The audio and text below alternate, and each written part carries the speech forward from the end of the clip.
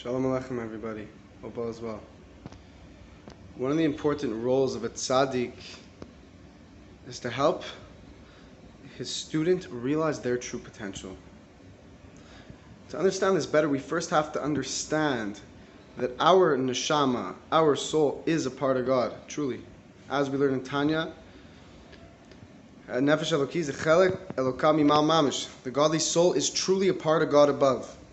It's not some spark, some piece of Hashem that was separate. Rather, it's always remains a part of Hashem.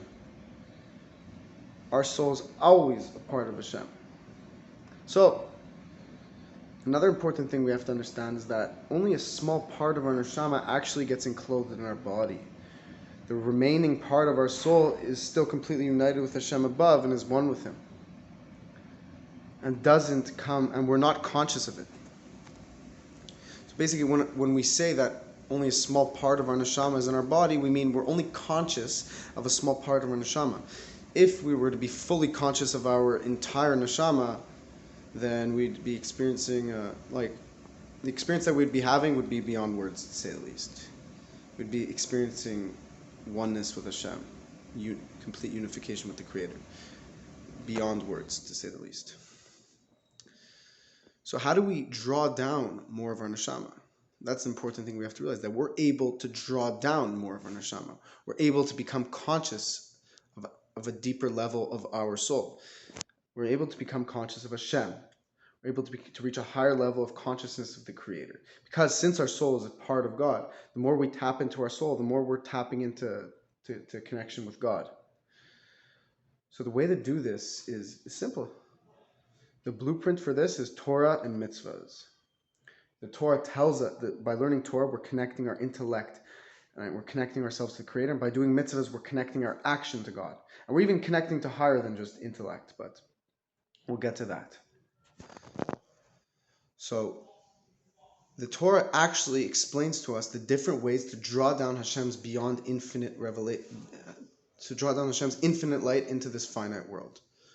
How we can turn this finite world into an infinite, how we can reveal through this finite world an infinite revelation of godly light. And Hashem's beyond infinite, therefore Hashem can fuse infinite and finite, because He's beyond infinite.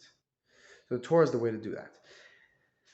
And the way we do that is, it's well known that Hashem only dwells in those that are surrendered to Him. If a person has an ego, a person wants to do things his own way, and he tries to push himself away from Hashem, so Hashem won't dwell in him. Hashem dwells in those, or at least it won't be revealed, but Hashem dwells in those that are surrendered to Him. So how do we surrender ourselves to God? Again, it comes back to Torah and mitzvahs. When we have to make our will Hashem's will. Hashem's will is the Torah. So when we make our will Hashem's will, we're surrendering ourselves to God. An example of this is giving tzedakah. A person works very hard, and a person works for a living, and they could say, well, and tzedakah means charity, by the way. So a person naturally, that they could think to themselves, why should I give charity? I worked so hard for this money. If this poor person wanted money, why doesn't he work? Why should I have to give? That's the Yetzer Hara speaking. But when a person surrenders themselves and say, listen, it's true I worked for this money, but who gave me the strength in the first place, and who made this deal come through? Who made me actually succeed in making the money? It's from the Creator above. So it's only natural, it's only right that I should give back to the less fortunate.